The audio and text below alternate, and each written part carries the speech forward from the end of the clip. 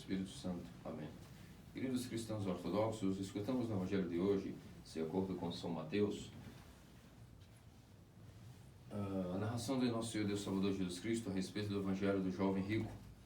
E esse Evangelho é bastante instrutivo para nós, de uma maneira tão profunda que realmente é necessário ter força, inteligência e vontade de aprender ao analisarmos os mistérios desse Evangelho de hoje. E na verdade é que esse jovem se aproximou do nosso Senhor Deus Salvador Jesus Cristo, chamando o seguinte: bom mestre, ou seja, bondoso rabi, o que hei de fazer para herdar a vida eterna? Nesse momento, nosso Senhor parece ter rechaçado o título de ser chamado conforme Deus, ou seja, a interpretação primeiro que temos é que nosso Senhor Deus Salvador Jesus Cristo parece que rechaçou a reconhecimento do jovem como reconhecendo a sua divindade, mas essa é uma má interpretação. Por que uma interpretação? Porque nosso Senhor, quando complementa, diz: por que me chamas de bom? Só Deus é bom. O que significa isso? Que o jovem tinha aproximado-se de Jesus, chamando ele, por exemplo, de bondoso rabi, e portanto com isso estava se dirigindo a Cristo como Deus, e Cristo, interpretando essa revelação que Deus havia dado ao jovem, que ele era Deus, rechaçou ser chamado de Deus. Isso não tem nenhuma lógica. Temos que deixar de lado essa interpretação, porque em outras ocasiões, quando Pedro reconheceu que ele era o Filho de Deus, nosso Senhor não rechaçou de maneira alguma a revelação de Pedro. E em outras ocasiões também, quando o próprio cego, quando foi curado, reconheceu que ele era o Filho de Deus, o Messias, também nosso Senhor não repreendeu essas pessoas por terem sido a elas revelada que tratava-se do Filho de Deus. Logo, não tem sentido que ele agora houvesse repreendido o jovem, porque o jovem havia se dirigido a ele como Deus. Quando nosso Senhor diz a ele, primeiro com a correção, antes de responder a louvável pergunta: bom mestre, o que hei de fazer para herdar a vida eterna? Uma pergunta louvável, uma pergunta que significa todo o sentido de nossa vida. O que é que nós temos que fazer para herdar a vida eterna? Tudo está aí, baseado nisso. A vida aqui não tem sentido, a vida aqui é uma passagem, a vida inteira aqui é apenas uma ferramenta, uma passagem rápida, para que preparemos-nos através dessa vida para a vida eterna. Então é a pergunta mais louvável que podia ter. Mas antes disso, nosso Senhor, primeiro, responde a ele: por que me chamas de bom? Só Deus é bom. Daqui tiramos que não é que nosso Senhor está rechaçando a revelação que o jovem teve por parte de Deus, que ali estava o Filho de Deus. É que não trata-se absolutamente disso. O jovem não estava se dirigindo a ele como Deus. Por isso ele deixa claro: por que me chamas bom? Entre os judeus havia e há alguns certos adjetivos que são utilizados apenas para Deus. Logo, aquele jovem havia, por mais que a sua pergunta era sincera, havia se dirigindo ao Senhor apenas como um mero rabi. Por isso ele diz: bom rabi, bom mestre. Então, nesse momento, o Senhor para e o corrige, dizendo: por que me chamas bom? Se vens a mim e reconheces-me como o Filho de Deus e por isso me chamas bom, aí sim, seria uma coisa. Mas não é o caso aqui. Tu não estás vindo dirigindo a mim como Deus, mas como um mero homem, um mero mestre. E um homem que prega na sinagoga, um mestre, um rabi, ele não pode ser chamado de bom. Portanto, não me venha com falsas lisonjas, não me venha com falsos elogios, porque isso não pega bem. As coisas de Deus são para Deus, as coisas dos homens para os homens. Por isso, se me chamas bom, tens que me reconhecer como Deus. E como não é o caso, não me chamas de bom. Me chamas apenas de mestre. Ou seja, nisso nossos santos padres nos explicam o quanto nosso Senhor ali o corrigiu e que mostra que é impossível ter uma boa relação com Deus, uma relação saudável, se nós não tivermos a verdadeira teologia para com nosso Deus. Sem o verdadeiro entendimento de quem é Deus, é impossível que nós tenhamos também uma relação efetiva com o nosso próprio Deus. E Ele exige isso de nós. Para que nós venhamos a ter uma boa relação saudável com Deus, antes de tudo é necessário ter com Ele boa teologia. O que significa ter uma correta teologia? Um verdadeiro entendimento de quem Ele é. Sem isso não existe relação com o nosso Deus. E aqui Ele provou para o jovem, portanto, de que se quisesse dirigir a Ele como mestre, é uma coisa. Se quisesse dar adjetivos que são somente para Deus, tinha que reconhecê-lo como Deus. Ou seja, deu indireta para Ele, que ele estava ali falando com alguém que era muito mais que um mestre, que não é muito mais que um rabi. Mostramos, portanto, a primeira parte desse Evangelho, que a verdadeira teologia, o verdadeiro entendimento de Deus é fundamental, é absoluto, se quisermos ter uma relação com Deus. Quem não tem a verdadeira teologia, tampouco não conhece a Deus, não tem o verdadeiro entendimento de quem Ele é, e, portanto, não há relações com Ele, como Ele deixa claro: só Deus é bom, não me chamas de bom. Nesse sentido, não. Ou seja, corrigindo, se aquele jovem que quisesse ter uma relação boa com Ele, deveria ter entendimento de boa teologia. Adjetivos para Deus têm que ser guardados de maneira piedosa para a divindade, como bondoso. Só Deus é bom. Muito bem. A partir daí, então, nosso Senhor, depois de corrigi-lo, a sua teologia, então responde a pergunta sincera desse jovem a respeito do que deve fazer para dar a vida eterna. E disse a ele: cumpre todos os mandamentos. Cumpre os mandamentos, todos eles, e terás aí um tesouro nos céus, terás aí a vida eterna. E aquele jovem, naquele momento, de fato, respondeu ao nosso Senhor de que: Senhor, já tenho feito isso desde a minha mocidade. E nesse momento nós não devemos achar que ele estava blefando ou estava em sua vaidade, louco, em ilusão, porque em outra narração desse mesmo evangelho, segundo outro evangelista, foi dito que assim que ele respondeu: Senhor, eu tenho feito isso desde a minha juventude, mas o meu coração quer algo mais. Algo dentro de mim quer mais do que apenas seguir os mandamentos. Em outra narração do evangelho diz que quando ele disse isso ao nosso Senhor: já faço isso da minha juventude, foi dito: e o Senhor, ao escutar isso, o amou. Significa que ele não estava mentindo. Esse jovem, de fato, cumpria todos os mandamentos desde a juventude, senão o Senhor não teria amado, nem tampouco teria refletido, teria repreendido ele imediatamente. Estás mentindo. Não cumpriste absolutamente os mandamentos, te falta algo. Mas não. O jovem continuou a pergunta e nosso Senhor não repreendeu. Partiu para a próxima resposta: o que me falta ainda? Tudo isso já faz, a minha alma anseia por algo a mais. Mas antes de prosseguirmos para a narração do Evangelho, vamos nos permear na primeira resposta de nosso Senhor em relação ao que é necessário para obter a vida eterna, absolutamente necessário. O que é imprescindível, o que não é facultativo, mas é compulsório para obter a vida eterna. Nosso Senhor disse que cumprir os mandamentos. Significa, meus amados cristãos ortodoxos, que os mandamentos não são algo opcional, que os mandamentos não são facultativos, ou tampouco que um deles pode ser descumprido e os outros mantidos. Se nós não cumprimos um só dos mandamentos, significa que nós não cumprimos nenhum. E é daí que nós vemos que, infelizmente, nenhum de nós cumpre os mandamentos como esse jovem. Porque às vezes cumprimos um, ou dois, ou três, e não cumprimos outros, significa que não cumprimos nenhum. Porque os mandamentos são orgânicos e cheios de vida. São Máximo Confessor nos diz que nosso Cristo habita nos mandamentos. Que os mandamentos são místicos. E ao cumprir os mandamentos, neles encontramos a Cristo. Significa que os mandamentos, meus queridos amados cristãos ortodoxos, de maneira alguma tratam de códigos legalistas. Os mandamentos não são apenas leis morais, arbitrárias, onde nós devemos cumprir, ou para ter uma recompensa, ou se descumprimos, vamos ser punidos. Os mandamentos não são código legal, não são normas legalistas, não são arbitrariedades que o homem deve fazer ou não, por algum motivo de ser punido ou ter recompensa. Os mandamentos, segundo nossos santos padres, são místicos. E São Máximo Confessor, como vos disse, até diz belamente que nos mandamentos Cristo habita, e aquele que cumpre os mandamentos encontra no cumprimento dos mandamentos o próprio Cristo. Significa que esse é o único caminho, a única maneira de obter a vida eterna. Os mandamentos obtemos, diz os santos padres, obtemos Deus, ou seja, nos adquirimos de Deus, apalpamos Deus como? Ainda que Deus seja invisível, inacessível, como é que se apropria-se de Deus? Como que uma pessoa pode atribuir-se de Deus? Através da prática dos mandamentos, onde através da prática dos mandamentos, a graça flui dos mandamentos e é capaz de dar ao homem a vida eterna.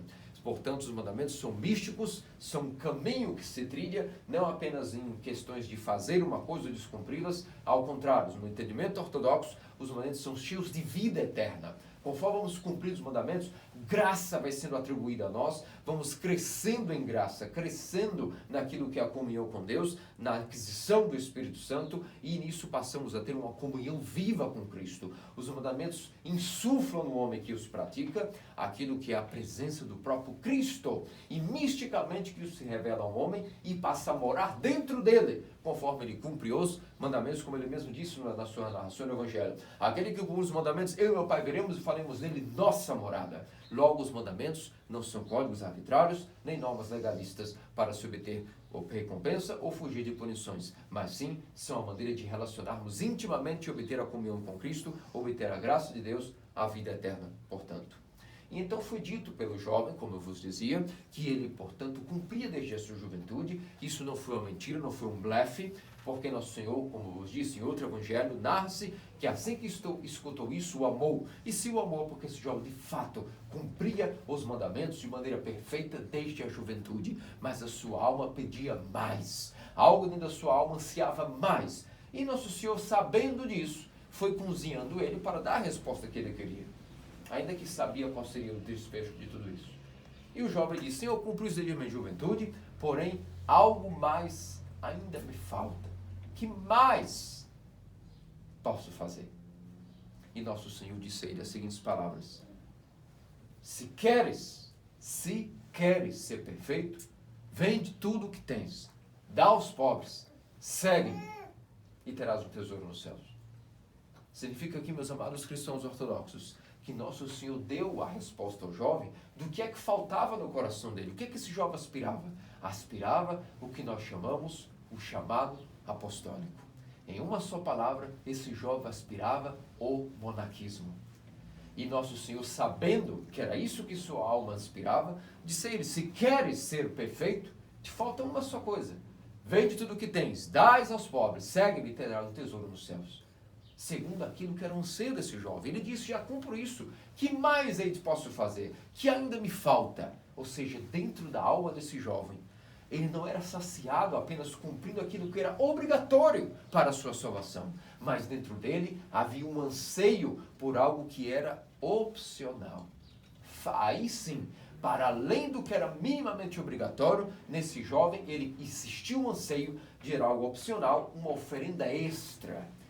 Quando alguém tem um desejo de, para salvar-se, oferecer a Deus não só aquilo que é compulsório e obrigatório, mas uma oferenda extra, um sacrifício agradável, extraordinário, significa que essa pessoa dentro dela há um chamado, há um desejo, um anseio. E esse chamado nós chamamos o chamado apostólico.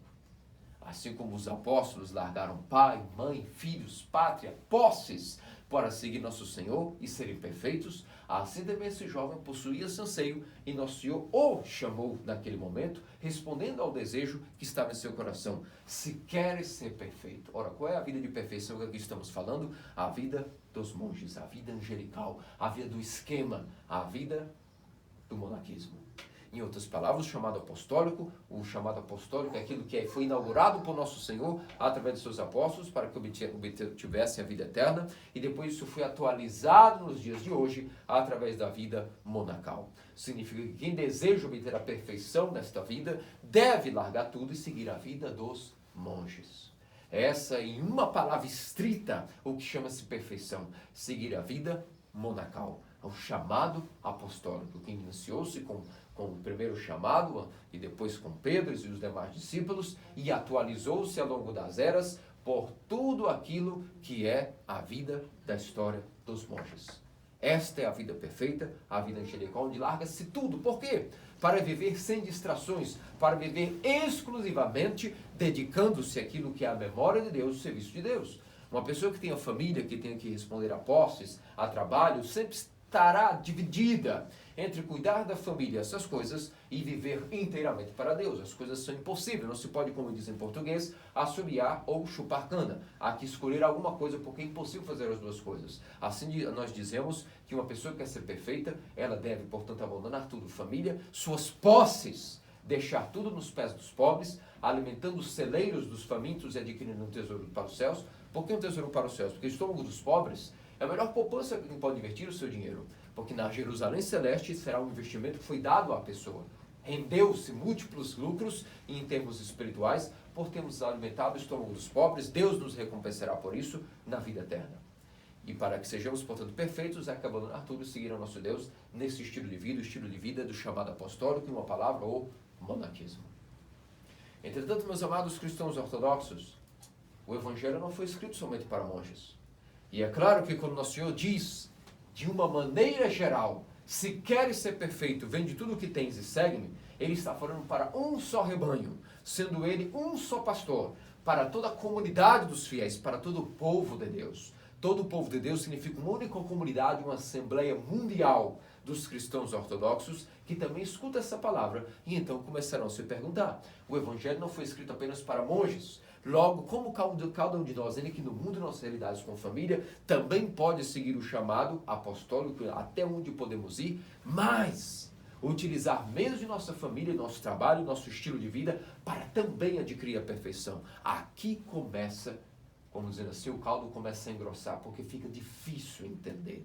É necessário ter inteligência, é necessário fazer-se sábio para saber como mesmo no mundo obter a perfeição, ainda que a perfeição em primeira palavra vem no monaquismo, no chamado apostólico, a vida dos anjos, que rechaça tudo e todas as posses para ver inteiramente uma vida dedicada, devotada a Deus. Isso iniciou-se desde o Velho Testamento, desde Enós, desde Elias, desde João Batista, e isso passou para os apóstolos e atualiza-se no mundo de hoje através do chamado dos monges. Mas eu, por exemplo, não sou monge, sou um padre casado, a maioria de vocês aqui todos são casados ou possuem uma vida célebre, e a verdade é que nós estamos numa era onde pouco, e especialmente na nossa era do século XXI, raramente se vê um monge andando por aí. Passa a ser uma figura até exótica. E o que vai acontecer? A última geração dos cristãos, então não poderá ser perfeita? Claro que não. E o que nós Santos Padres nos ensinam sobre como obter a perfeição no mundo? Em primeiro lugar, meus amados cristãos ortodoxos, quando nós escutamos isso de vende as tuas posses, assim como os monges deitam as posses no pé do abade e do monastério e seguem uma vida exclusiva, sem possessão, a maior das virtudes chama-se não possessividade, não ter posses, porque aquilo que você possui é aquilo que também te possuirá. Se queres ser livre, tens que não ter nada. Sempre quando possuímos alguma coisa, essa coisa estará nos possuindo. Seja um esposo, uma família, bens materiais. Se alguém quiser ser livre, tem que abdicar de tudo. Mas isso requer ter dentro de si o chamado apostólico.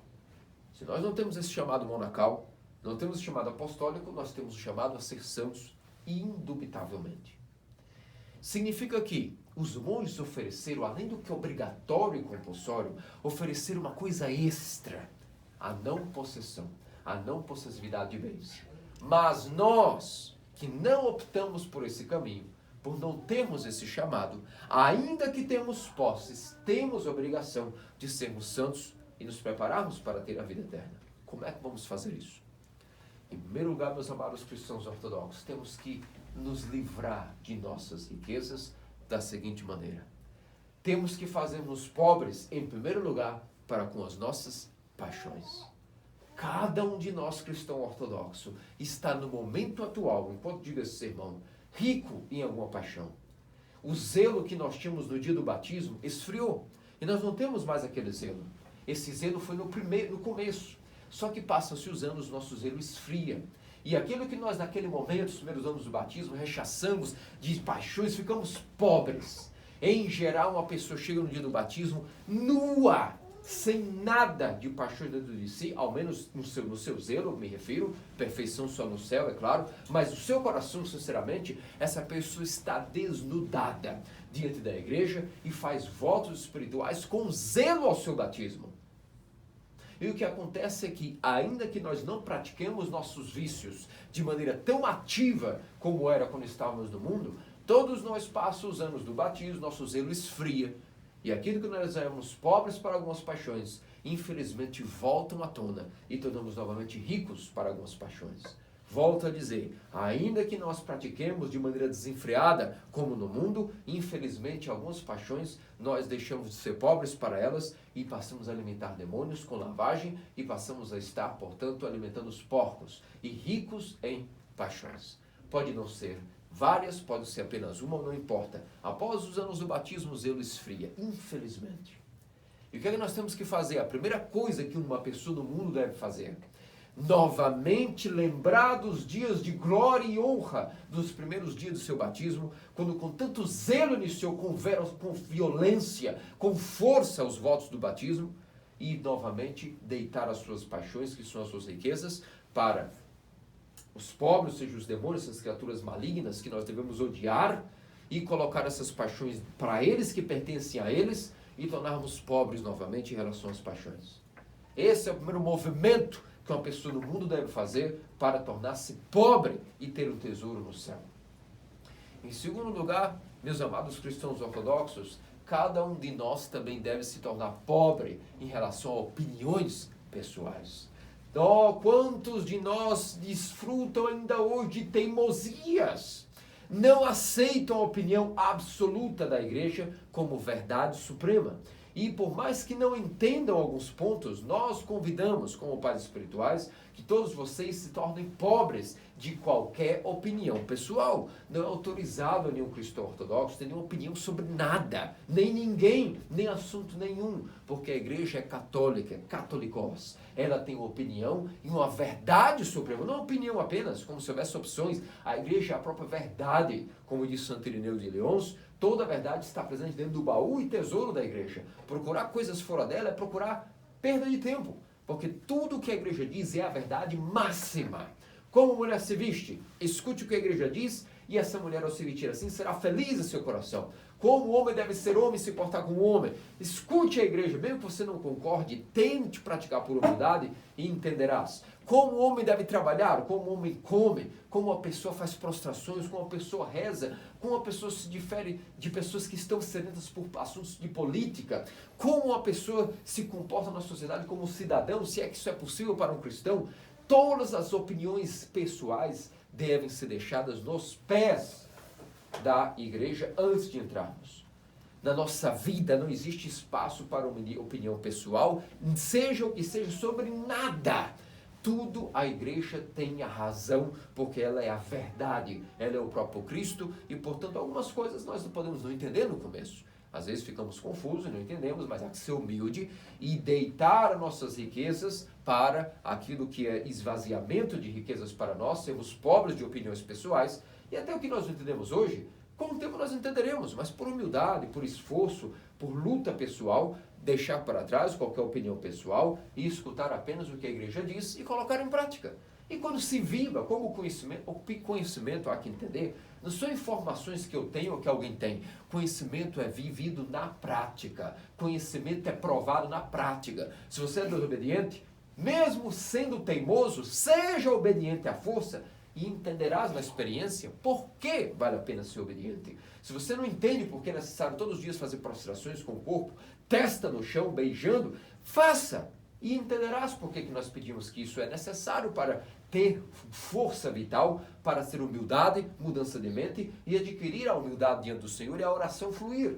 Se você não entende por que é necessário manter uma regra de oração todos os dias, pratique! E mesmo assim verás na prática por que um homem não pode ver sua oração incessante. Assim para todas as opiniões, o vestir, o falar, o trabalho. O que é trabalho segundo a igreja? Aqui está, não praticando a preguiça, mas trabalhando para entender como um homem precisa de trabalho e não pode estar ocioso. O homem ocioso e preguiçoso está sendo um antro de demônios. Logo, essas coisas todas, entre infinitos assuntos, nós podíamos entrar, não só sobre coisas espirituais propriamente ditas, mas sobre política, economia, sobre questões sociais. Não importa, a igreja tem resposta para tudo. Ela já é o mais antigo organismo que pode existir, porque a igreja, qual é a data de nascimento da igreja? Desde que o primeiro anjo foi criado por Deus para adorá-lo no céu, aí foi fundada a igreja, então ela é o organismo mais antigo. Então tornemo-nos no mundo pobres em opiniões pessoais, vendamos essas malditas riquezas que oxidam sobre nossas opiniões e, desnudos em relação a opiniões pessoais, vamos adentrar no nosso coração apenas o que a igreja nos diz,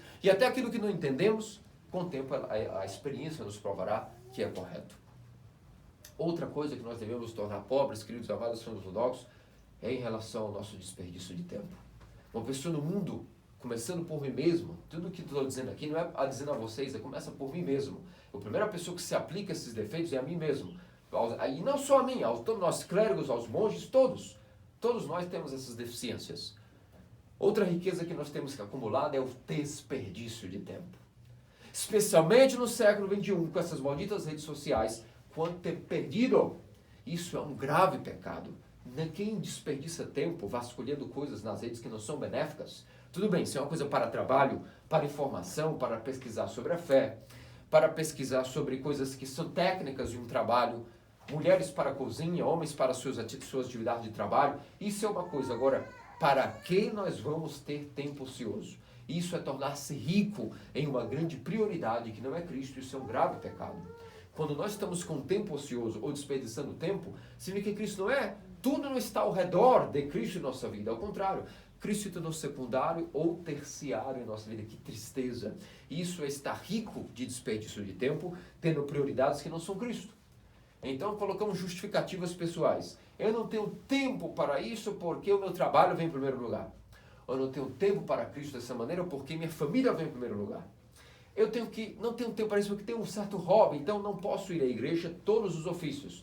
Porque alguns ofícios eu vou e outros eu tenho um hobby. Outros eu tenho uma atividade pessoal que é muito importante, um compromisso, um problema. Não posso mais ir aos ofícios porque estou numa temporada de cuidar dos negócios. Não posso ir aos ofícios porque tive um problema pessoal com alguém. Não aguento ver pessoalmente alguém. Essas coisas significam que nós estamos ricos de uma grande idolatria. Idolatramos o nosso tempo, não colocando em detrimento para as coisas de Cristo, mas ao contrário, colocando isso em detrimento para nossas coisas pessoais. Isso é tornar-se riquíssimo no que diz respeito a desperdício de tempo. E especialmente no século XXI, com as redes sociais, pessoas começam, por exemplo, a comprar eletrodomésticos que, por exemplo, não querem lavar a roupa à mão, não querem fazer suco moendo à mão, não querem mais ter trabalho manual, mas estão todos matriculados em estudos de academia.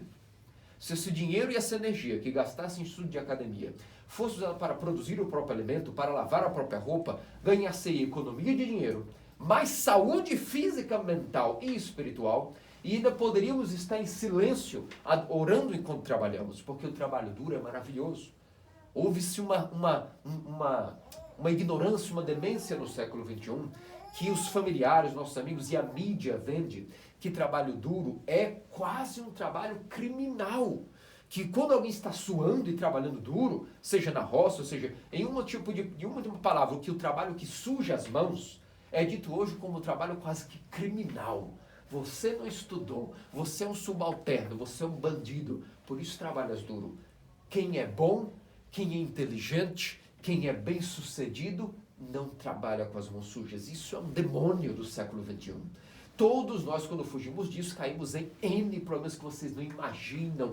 Quantos problemas o modo de vida desadequado causa de uma pessoa que não faz trabalho duro, trabalho físico. Então vamos lá. Se gastou dinheiro para, por exemplo, comprar uma lavadeira ou um liquidificador e as pessoas têm mais tempo para ganharem mais dinheiro fazendo mais trabalho, é justificativo. Por quê? Porque o dinheiro foi gasto, mas para produzir mais dinheiro. Aí tudo bem. Seria só um tonto ficar perdendo tempo realmente em trabalhos que a máquina pode ajudá-lo para que ele tenha tempo disponível para orar mais, para ler mais e para trabalhar mais e ter mais dinheiro. Agora, se ele apenas compra eletrodomésticos para trabalhar menos, a máquina trabalha em seu local. Isso chama-se, vamos dizer assim, alugar mão de obra. Quando compramos eletrodomésticos modernos, um carro em vez de ter uma bicicleta, um navio em vez de um barco para remar, tudo isso chama-se alugar o trabalho. Mas isso pode se tornar um grande pecado. O trabalho é santo. Quem foi que disse que Deus autorizou nós alugarmos o trabalho para alguém? Para quê? Para ficarmos ociosos, os demônios virem nos nutrir de seus pensamentos? Claro que não. Trabalho duro é maravilhoso, santifica e enobrece o homem. O faz estar cheio de poder, saúde, energia mental, física e espiritual. Além de emocional, é claro. Quando nós vemos que o fruto do nosso trabalho duro rendeu frutos visíveis, grande autoestima e exuberância emocional nasce em cada um. Portanto, quando nós temos um trabalho ocioso, um eletrodoméstico, por exemplo, ou um automóvel, que trabalha para nós mais rápido distância e locomoção. E nós, ao invés de estarmos mais aptos a trabalhar mais para ganhar mais dinheiro, por exemplo, ou rezar, ou treinar mais a escritura, estamos apenas economizando tempo por tempo, gastamos dinheiro que não era para ser gasto. Para ter tempo ocioso, isso é economia do lar, que é negativa. Entende? Porque a maioria das pessoas não tem dinheiro, estão endividadas, não crescem na vida, porque gastam em eletrodomésticos. Para ter tempo ocioso, que não é para produzir mais dinheiro, é para não fazer nada. Então gastou-se o dinheiro que não produziu automaticamente mais dinheiro. Percebem como as coisas espirituais nem desconectadas da vida econômica são? Nem da vida social, ambiental, que tudo é o único capital, é a única maneira de ver a vida. Portanto, trata-se de uma mentalidade. E aquele que acumula riquezas de desperdício de tempo está colocando Cristo como segundo ou terceiro local e, portanto, é um pecado grave. Há que vender esse tempo ocioso. Vender essas riquezas de tempo colocando Cristo em primeiro lugar.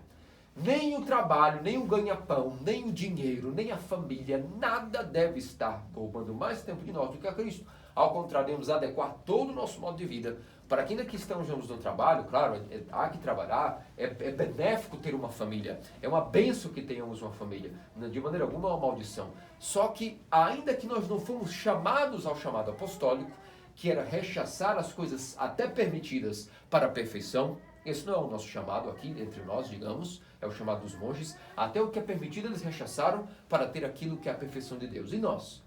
Nós ainda que não rechaçamos as posses, ainda que não temos tempo exclusivo para Deus totalmente, temos que colocar tudo ao redor da prioridade de Cristo e então automaticamente a vida começa a render. O dinheiro começa a sobrar, ainda que pouquinho, mas é uma vida econômica, equilibrada no lar. Não há dívidas e o dinheiro vai rendendo milagrosamente ao longo do mês. Basta viver em um cristão ortodoxo e visitá-lo, uma pessoa que coloca isso em primeiro lugar, veja como o dinheiro rende, como milagrosamente as coisas vão rendendo. Até caridade se faz para os pobres, mesmo sendo pobre. Chama-se economia do lar. O ânimo, a exuberância, sempre o vigor para os serviços, a face não engana. Uma pessoa pode até disfarçar, mas a face da tristeza, quando Cristo não é a prioridade, o desânimo, a ancoragem do mundo vai pesando nas pessoas.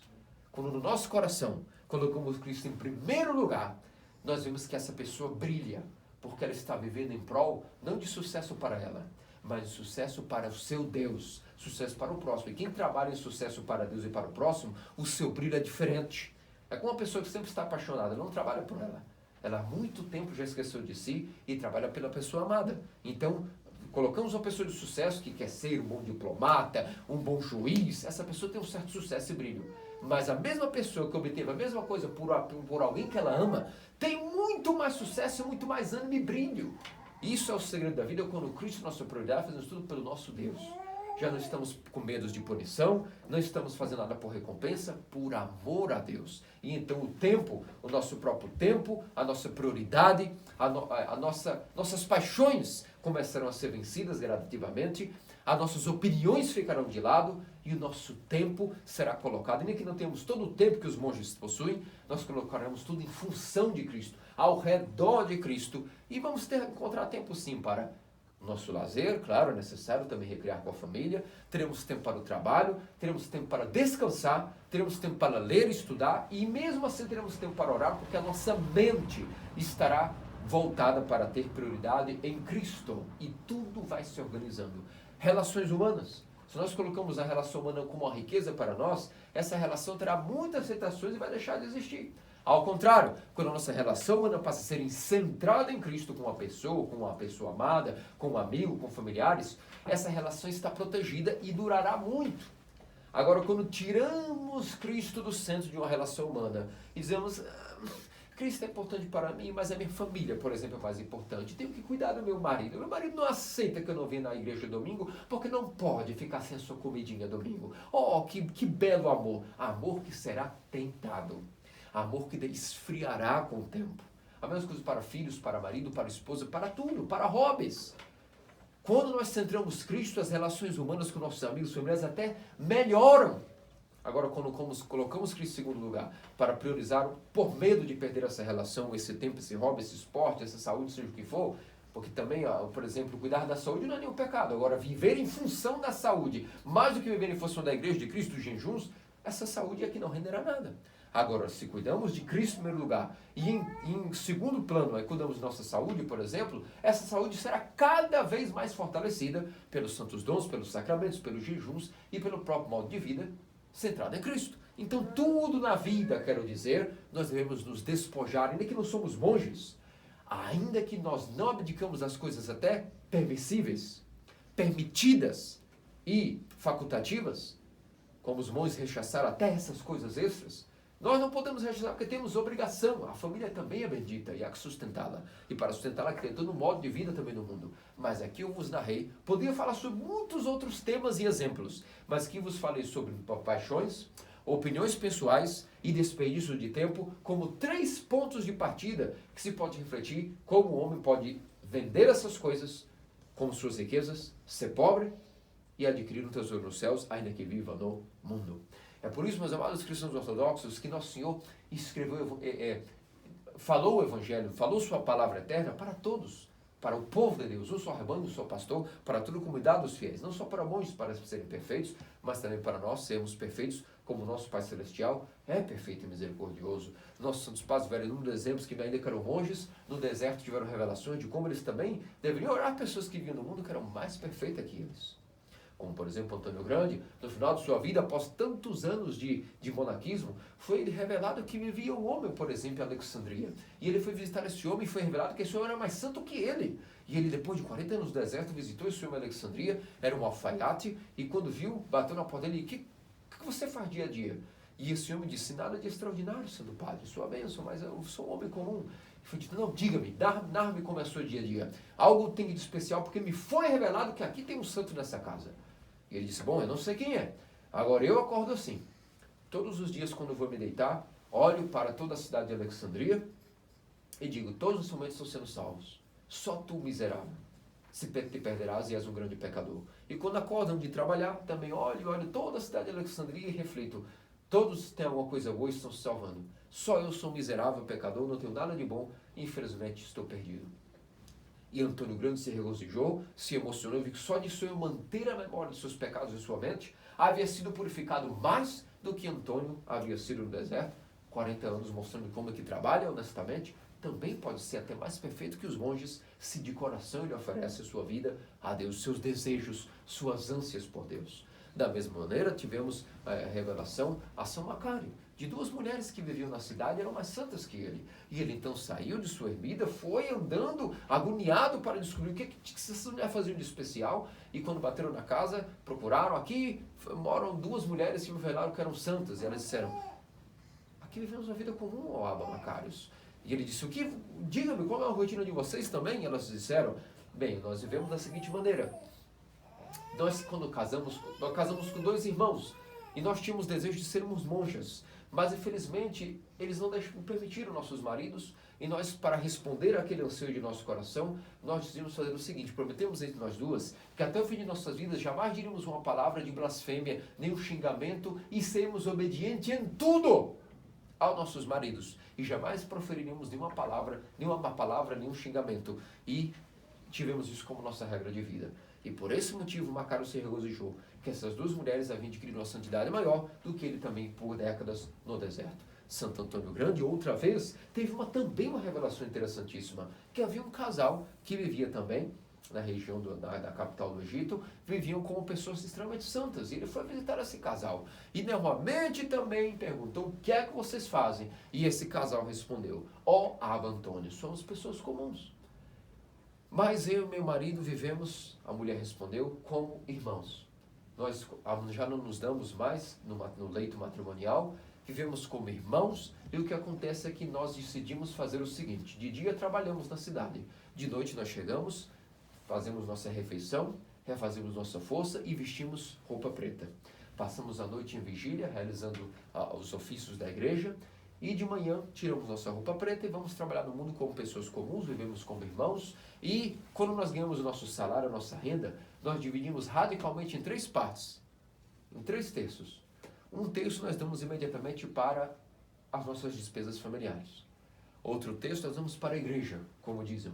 E outro terço nós damos para os pobres. E nisso Antônio se regozijou que nessa disciplina no mundo, esse casal obteve também uma perfeição mais perfeita que a sua própria vida monacal de perfeição, um modo onde ele veio rechaçado até essas coisas permitidas como família, mas essas pessoas, tendo posses e tendo o que é permitido, não utilizaram isso para seu merecimento, para sua usurpação, mas para sua perfeição e santificação. Aqui creio que é o suficiente para que vós entendais como o equilíbrio da vida monacal e a vida do mundo, se tem um modo de vida cristão ortodoxo despojado de nossas riquezas, pobres para as paixões, opiniões pessoais, desperdício de tempo e posses acumuladas e vaidades idiotas, como isso tudo pode ser cronometrado, disciplinado e orquestrado para também obter a perfeição mesmo do mundo. E aí está a corrida da salvação para quem quiser ser perfeito, como o Pai Celestial é perfeito, vendendo tudo o que tem, seja em paixões ou seja até nas coisas que são permitidas, no caso dos monges que têm a vida angelical. E então, a partir daquilo, Nosso Senhor, quando o jovem ouviu que era esse o movimento que ele devia fazer, qual foi o resultado do jovem? Triste e trágico. Ele entristeceu-se e foi embora. Mesmo ele tendo a ânsia pelo chamado apostólico e a vida monacal, vender até o que era permitido a ele ter.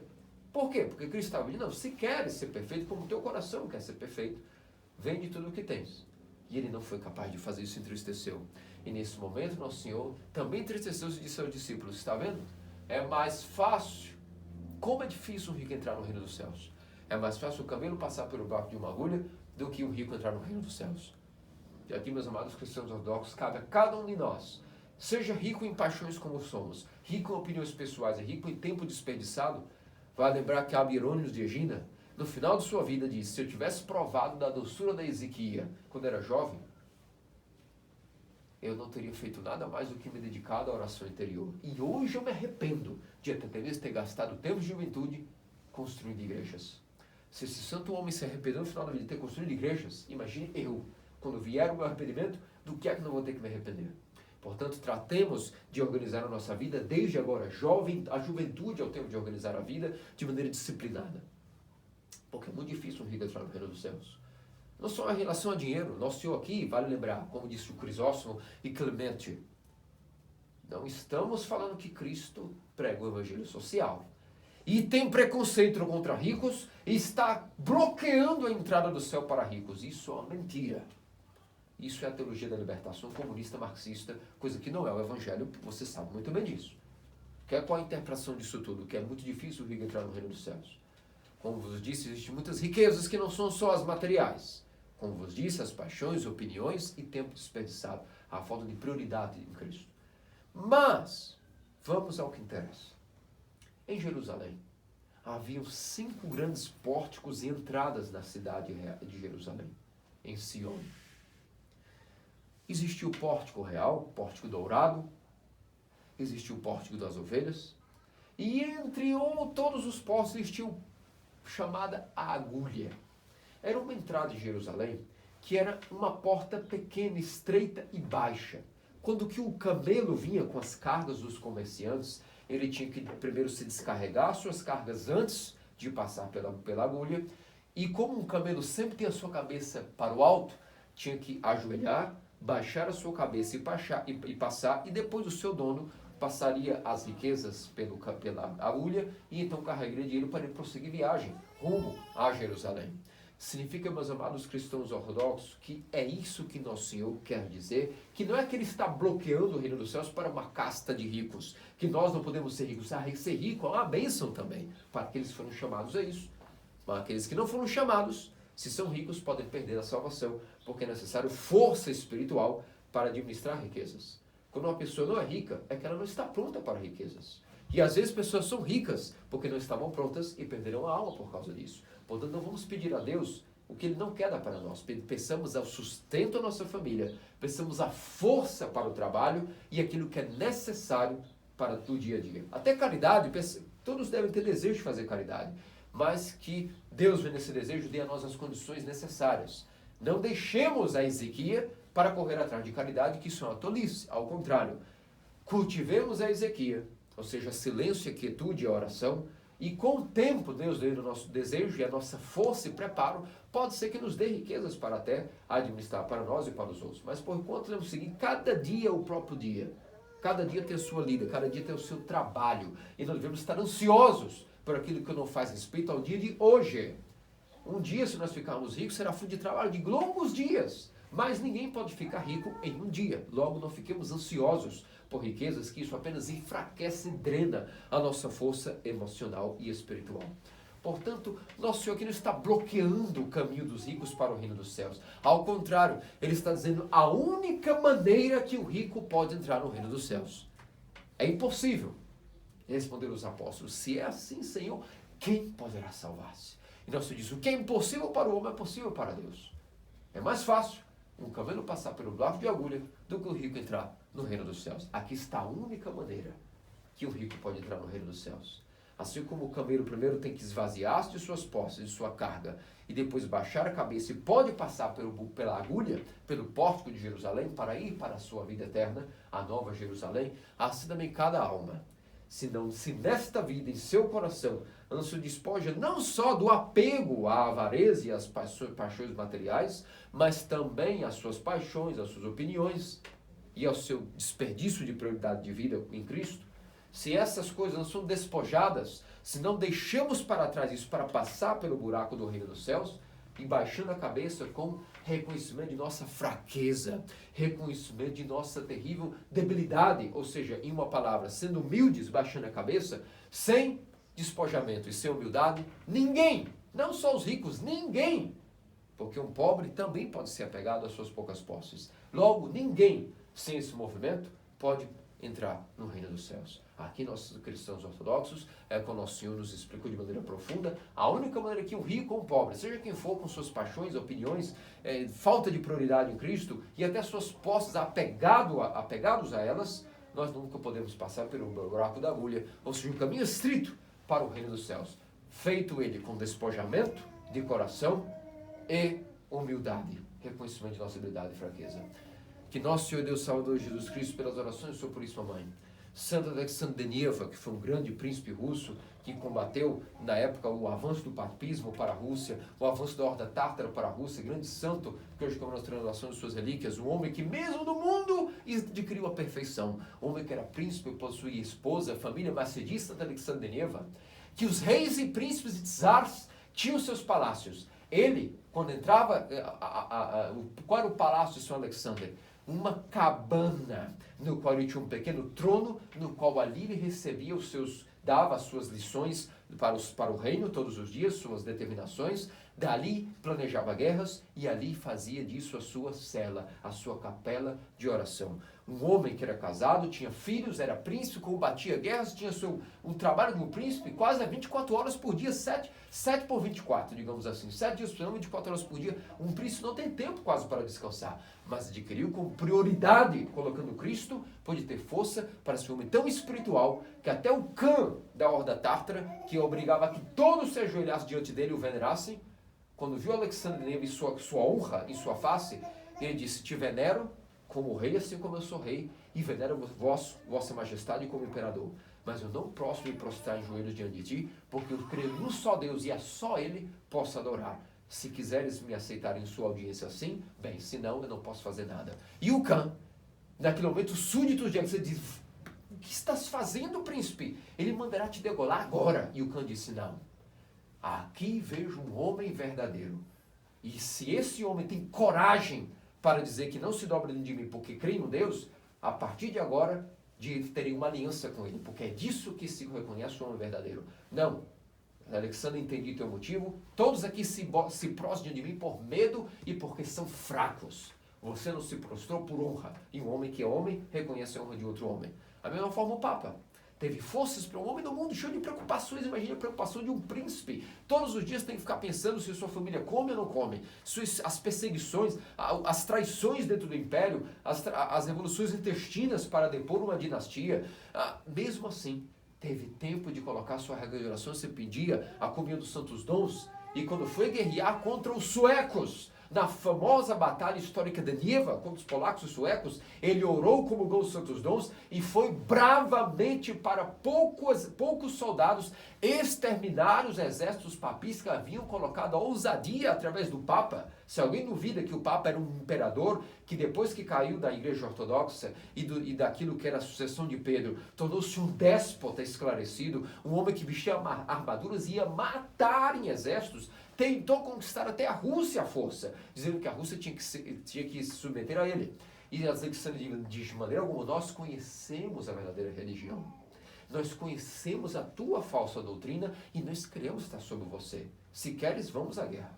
Se é motivo de guerra, vamos. E o Papa mandou os mercenários suecos e polacos invadirem a Rússia. Naquele momento, Alexandre Denieva fez o sinal da cruz, rezou, orou a Deus que o fortalecesse pela fé ortodoxa, que a Rússia não fosse submetida ao jugo papista. E na famosa Batalha de Nieva, ainda que estava em desvantagem, no gelo, a Rússia teve, ainda que com poucos soldados, teve prioridade e envergonhou aqueles numerosos soldados cruzados, suecos e polacos, e com um pequeno número, mas com a fé e o testemunho de Alexandre, que foi para o combate, ele mesmo não poupou os seus soldados, ele mesmo foi à frente com sua espada e derrotou e colocou para correr envergonhados a multidão e as hordas suecas e polacas. Aqui está uma prova de um santo que hoje comemoramos, que tinha família, tinha posses, tinha riqueza e tudo colocava como Cristo como prioridade. Automaticamente, Cristo honrou em tudo. Foi vitorioso no combate, na fé, na honra, na glória e, acima de tudo, na vida eterna. Afinal de contas, é um santo cujas relíquias hoje nós comemoramos a transladação. Santo Alexandre de Nível é um santo que eu sempre recorro muito para que nos ajude a manter essa batalha em terras papistas, como o Ocidente, que nos ajude a ter essa força, que o homem nos ensina a ser homens de verdade, uma vez que a virilidade masculina já é até uma piada. Onde estão os verdadeiros homens? Até artigos que já possuem no nosso jornal sobre isso, onde estão os verdadeiros homens. Por isso que Santo Alexandre de Nível nos ajude nessa brilhante empreitada de sermos combatentes do exército de nosso Cristo, nosso Rei, mesmo nessas situações tão terríveis. E, portanto, queridos amados cristãos ortodoxos, peçamos a Deus a força de não fazermos aliança com os demônios em relação às nossas paixões. Vamos vender as nossas paixões a eles, a despojar-nos de graça dessas paixões a eles e pedir a Deus a força de odiar o nosso pecado, odiar as nossas paixões. Porque qual é o soldado que, batalhando por o nome de um rei, faz aliança com o inimigo? Infelizmente, o nosso batismo esfriou já. O nosso zelo esfriou. E muitas paixões, nós somos ricos delas, porque fizemos aliança secreta no coração com Satanás e estamos como que conformados em relação a algumas paixões. O Evangelho de hoje nos diz que não só de riquezas e avareza física, mas dessas paixões vamos nos despojar e sermos pobres para termos um tesouro no céu, conforme nosso Senhor nos disse através do Evangelho, que dessa maneira, ou seja, mais fácil que um camelo passar pelo buraco da agulha do rico que está no reino dos céus. Mas para o que o homem é impossível, para Deus é possível. Que disso nosso Senhor Deus Salvador Jesus faça-nos dignos pelas orações superiores, mamãe, todos os santos. Amém. Amém.